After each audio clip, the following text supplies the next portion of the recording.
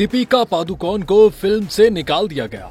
बॉलीवुड की मारूफ अदाकारा दीपिका पादुकोण को फिल्म काल्की 2898 एडी के सीक्वल से हटा दिया गया। प्रोडक्शन हाउस विजयानती मूवीज ने सोशल मीडिया पर एक बयान जारी किया जिसमें कहा गया कि तवील अरसे तक जारी रहने वाले ताउन के बावजूद वो दीपिका पादुकोण के साथ एक मजबूत शराकतदारी कायम करने में नाकाम रही हैं। प्रोडक्शन हाउस की जानिब से जारी पैगाम में कहा गया कि दीपिका उनकी अगली फिल्म काल्की 2898 एडी की सीक्वल में नजर नहीं आएंगी और उन्होंने ये फैसला बाहमी रजामंदी से किया।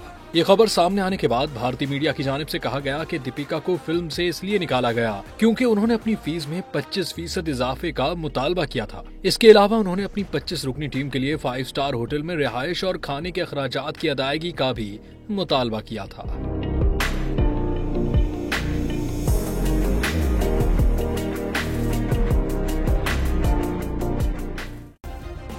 सब्सक्राइब करें और बेल दबाएं ताकि कोई खबर रह न जाए।